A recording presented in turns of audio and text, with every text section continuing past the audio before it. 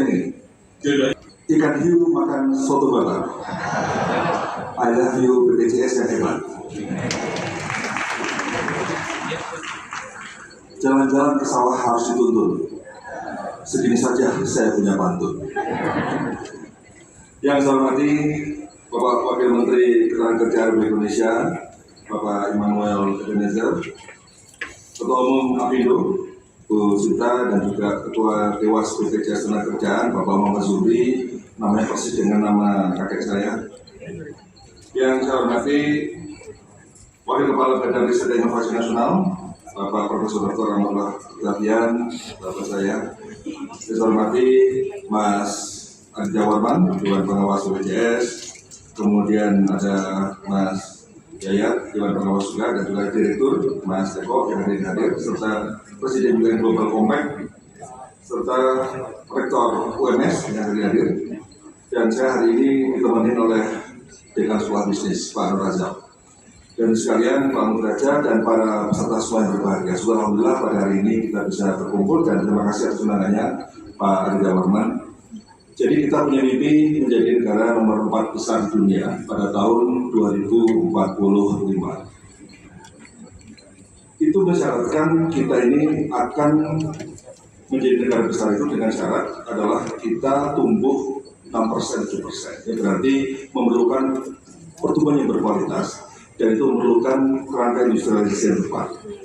Dalam kerangka industrialisasi yang tepat itulah maka ada dua kata kunci yang hari ini saya sampaikan, minimal dua kata kunci ini. Yang pertama adalah soal human capital, kemudian yang kedua adalah tentang inovasi unggul. Jadi sekalian, ketika bicara human capital, ini uji korelasi ya antara global talent competitive, global talent competitive index dan GDP per kapita per tahun. Ternyata hasil uji korelasi secara statistik itu positif. Artinya semakin negara dengan talent yang baik, maka semakin tinggi GDP per kapita per tahunnya. Dan kita dalam era bonus demografi ini diuntungkan ya, untuk mengasah talent-talent untuk kita. Dan pada saat ini kita mencapai bonus demografi pada tahun 2030, puncaknya 46,9% akan ketergantungan. Jadi ini angka terendah sepanjang sejarahnya. Namun kita harus membandingkan dengan negara lain. Korea Selatan itu bonus demografi diraih pada tahun 87. Pada saat pendapatan per kapitanya kurang lebih sekitar 3.500 US dollar per kapita.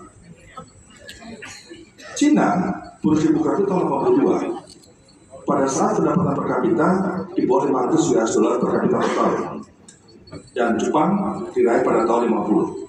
Jadi ini kita harus belajar dari Korea yang berhasil memanfaatkan bonus demografi dan juga berhasil dan juga Jepang yang berhasil memanfaatkan bonus demografi. Kita juga harus belajar dari negara-negara yang gagal seperti Brazil, Afrika Selatan dan sebagainya. Namun demikian Jepang ini mengalami proses yang sangat menantang karena pada tahun 2021 di atas 65 tahun 28%, sekarang 2050 diperkirakan 38%, hampir 40% orang Jepang memasuki aging society. Karena itu, talent ini segera sebar biasa, mumpung kita di bonus demografi. Tidak ada cara lain selain kita ini mengasah talent kita, tentu dengan skill-skill kekinian. Karena skill-skill ini ternyata up and down. Kita mengatakan digital itu pasti naik. Ternyata sekarang ada yang turun. Ini data terbaru dari Global Skill Report. Digital skill yang growing itu apa? Kita bisa lihat di sini di layar. Ada juga digital skill yang akan decline, yang akan naik, cloud computing, kemudian AI, machine learning itu akan naik. Kemudian data science analytic, tapi juga ada yang mulai menurun seperti programming language, kemudian enterprise software, semua itu sebagian akan mulai decline. Dan kita juga melihat dari hasil laporan ini, ternyata ada juga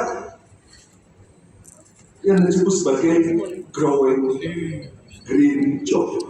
Jadi apa growing green job? Jadi ada pekerjaan-pekerjaan yang akan meningkat dan growing. Yang pertama adalah environmental science, climate change mitigation, agriculture, agroforestry, kemudian water hydrology management, renewable energy, wildlife and biodiversity conservation. Itu kebutuhan semakin lama semakin meningkat. Karena kita bicara 4.0, bicara digital. Tapi ketika kita bicara 5.0, kita bicara human centric dan sustainability. Apa yang decline? Di pertanian juga ada yang decline. Kalau pertanian adalah pertanian yang tradisional, ya kemudian pola lingkungan tradisional itu akan semakin menurun. Nah, Bapak sekalian, dari global skill ranking yang ada di dunia ini, ternyata skor yang paling tinggi dimiliki Swiss, kedua Belanda, ketiga Swedia, keempat Singapura, dan kelima Finlandia. Indonesia berada di urutan berapa? Ternyata Indonesia berada di urutan 47. Jadi Indonesia itu kelasnya memang kelas 40-an. Kita lihat semua indikator. Indikator Global Innovation Index sekitar ini. Indikator Global Competitiveness Index 47 sama. Kita indikator apapun, kelasnya memang kita tuh level tengah, belum masuk level atas. Nah, ketika kita dalam jangka panjang ingin membangun kualitas talent yang sangat bagus, maka investasi pendidikan apa yang harus kita bangun? Orang pasti berpikiran pendidikan tinggi yang harus kita kembangkan. Ternyata menurut James Heckman, peraih Nobel pada tahun 2000, dia mengatakan apa? Mengatakan bahwa ternyata investasi terbaik untuk ekonomi di masa depan adalah pendidikan pada usia dini. Jadi ini sesuatu temuan yang di luar dugaan kita. Kita menduga apa? Kuliah, investasi terbesar. Ternyata pendidikan pada usia dini, PAUD, itu investasi yang paling berkorelasi terhadap pertumbuhan ekonomi sebuah bangsa. Nah, mengapa? Karena dalam PAUD itulah integritas dibangun. Dalam PAUD itulah social skill dibangun, life skill dibangun, soft skill dibangun. Jadi pada akhirnya yang memiliki kontribusi pada pembangunan karakter adalah PAUD, dan itulah yang akan menjadi modal bagi dia dalam menjalani tugas di kemudian hari ketika dia sudah besar. Kata kunci kedua adalah inovasi. Dalam inovasi, kalau tadi talent, sekarang Global Innovation Index juga berkorelasi positif dengan GDP per kapita per tahun. Semakin tinggi negara dengan skor inovasi index, biasanya GDP per kapita juga tinggi. Nah, karena itu kalau kita ingin memacu negara menjadi negara yang kaya, negara yang memiliki GDP per kapita yang tinggi, tidak ada cara lain selain inovasi harus dibangun. Talent dan inovasi. Nah, inilah kira-kira potret. Pada tahun 2023, kita ini ada di peringkat di Asia Tenggara. Kita di bawah Singapura, Thailand, Filipina, Malaysia, Vietnam. Meskipun secara global kita ada di tengah. Nah, Bapak sekalian, inovasi-inovasi seperti apa? Karena teknologi berkembang secara eksponensial. Individu baru setelahnya. Bisnis itu mengikuti perkembangan teknologi dan itu terlalu lebih lambat daripada teknologi. Public policy dimanapun, Pak Wamen, dimanapun, di negara manapun selalu lebih lambat dalam merespon teknologi. Seperti dulu pada waktu Gojek pertama keluar, bingung regulasinya seperti apa. Karena ini sesuatu yang baru. Nah, saya yakin nanti disrupsi teknologi akan semakin berkembang. Makanya agility government dalam membuat regulasi itu dituntut untuk semakin baik dan semakin cepat dan semakin kondusif. Nah, ketika teknologi berkembang, maka saya antarkan ada sejumlah tipe inovasi. Ada inovasi sumbu Y adalah market, sumbu X adalah teknologi. Ada yang existing, ada yang baru. Kalau ini disebut sebagai radical innovation, itu adalah dia memiliki teknologi baru, pasarnya baru. Ini bisa juga inovasi adalah yang incremental innovation, yaitu apa? Dia hanya berinovasi dengan teknologi yang ada saat ini dengan pasar yang sama. Atau disruption innovation, yang dia bisa merombak teknologi dengan pasar yang sama, atau kita ciptakan pasar baru dengan teknologi yang sama, yang disebut sebagai architectural teknologi. Nah, karena itu sekalian, teknologi-teknologi dengan berbagai inovasi tadilah yang saya sebut sebagai future practice. Sesuatu yang baru. Mobil dulu di jalan, sekarang di air, di udara. Sepeda dulu di jalan, sekarang di air, dan seterusnya. Jadi orang-orang fokus pada future practice akan menjadi leader, tapi orang yang fokus pada best practice akan menjadi follower. Jadi kita ini akan selamanya menjadi follower kalau kita pikirnya best practice terus. Nah, karena itu apa yang dikatakan Jepang jadi menarik. Inovasi itulah berbasis pada apa? Creativity, pada imajinasi, dan kecepatan pada learning. Siapa yang cepat belajar, siapa yang cepat berimajinasi, siapa yang lebih cepat melakukan kreativitas yang tinggi, kita akan memenangkan persaingan. Nah, persoalannya Bapak sekalian, persoalan adalah inovasi perguruan tinggi, riset perguruan tinggi semakin berkembang, industri semakin berkembang, tapi tidak nyambung, yang disebut sebagai the valley of death. Ini adalah hukum di mana antara dunia akademik dan dunia industri tidak ada jembatan. Dan disitulah peran kita semua untuk menciptakan jembatan itu agar riset-riset yang di perguruan tinggi itu menghasilkan inovasi, kemudian dikembangkan oleh industri, dan kemudian masuk kepada pasar. Bagian terakhir, bagaimana di IPB kita menata itu? Jadi sekalian, sekali orang masuk IPB, maka minggu pertama ada pelatihan 7 habits. Rubah dulu mindsetnya, seminggu. Setelah itu talent mapping. Dari talent mapping itulah kemudian ternyata muncul 31% mahasiswa baru IPB itu berminat untuk menjadi entrepreneur. Ini sesuatu yang luar biasa. 30% mahasiswa baru IPB ingin menjadi pengusaha. Ini sesuatu yang di luar dugaan. Tadinya apa? Ingin menjadi PNS, ingin menjadi profesional, ingin bekerja sebagai pekerja, bukan menjadi pengusaha. Nah, ketika ingin menjadi pengusaha, apa roadmap-nya di IPB? Kita bangun ada proses business planning, business mentoring, business inkubasi. Disitulah ada startup school, ada CEO school, dan sebagainya. Salah satu programnya adalah One Village One CEO yang ini sudah diterapkan di 1043 desa di Indonesia. Siapa CEO-nya? CEO-nya adalah mahasiswa-mahasiswa tingkat akhir IPB. Membawa inovasi ke desa, membuka akses teknologi pasar dan sebagainya. Ada contoh menarik misalnya gini. Satu desa di Cipanas, sebelum ini mas. Satu desa di Cipanas itu oversupply kotoran kambing. Ya.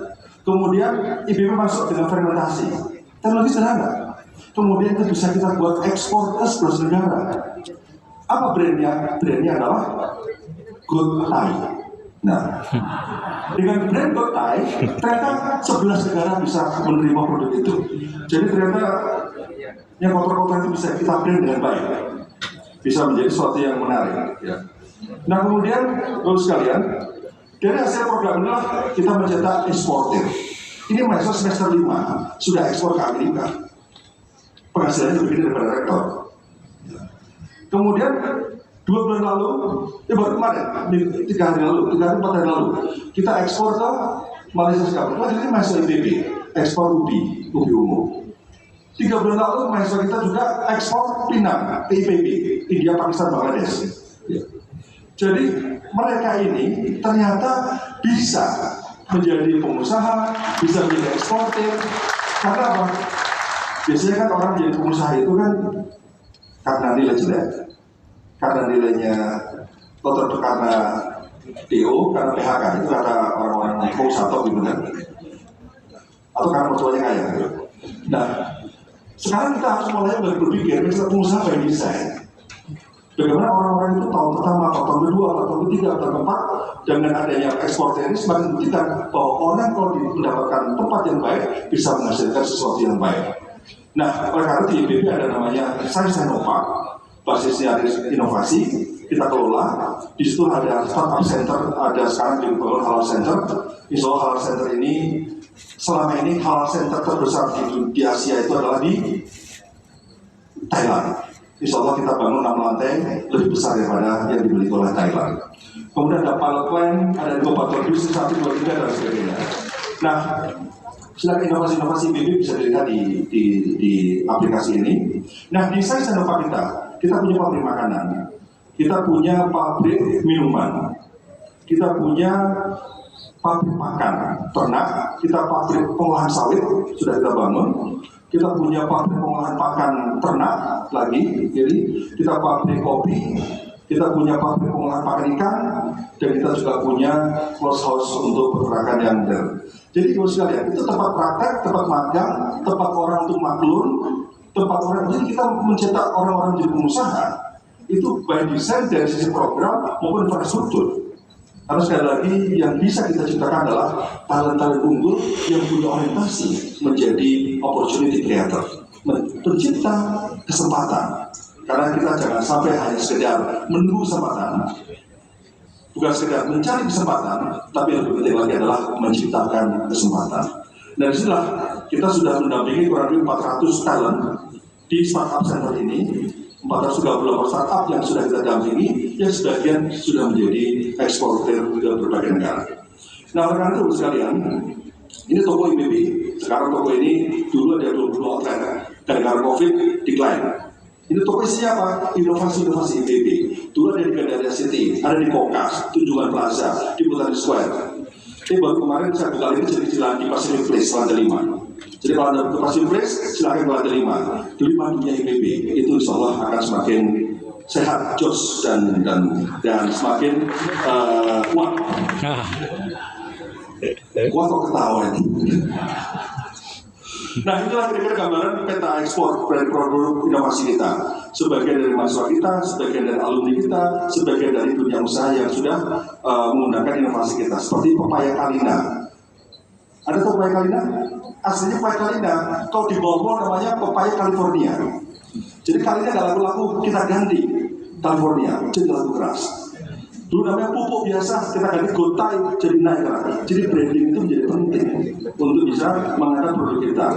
Ada nanas yang kita ekspor ke 3 negara, ada pakan ternak kita kirim ke mana? Ke Filipina dan ke Vietnam. Ada juga manggis ke Jepang, cabai ke Jepang, tempe kita kirim ke Amerika, tempe beda. Karena ada profesor yang penelitiannya selama 20 tahun tempe saja. Itu ada profesor tempe di IPB ini. Ini hasil sudah diekspor ke Jepang. Ya. Ada juga sedotan menggunakan rumput laut, ada telur premium dan juga ada kopi luwak. Dan sekarang masih banyak lagi produk-produk yang sekarang sudah kita siapkan untuk ekspor. Jadi sekalian, kira-kira itulah gambaran bagaimana kita mengelola talent dan kita mengelola inovasi. Semoga ini menjadi harapan besar dan kolaborasi dengan Apindo dan BPJS dan juga dengan pemerintah ini menjadi penting untuk bisa menciptakan talent-talent baru. Pada saat yang sama kita bisa mencetak inovasi-inovasi baru sehingga visi teknologi, visi social leadership bisa kita bangun untuk Indonesia lebih maju lagi. Terima kasih Pak Wamen, Pak Ketua Dewas. Assalamualaikum warahmatullahi wabarakatuh.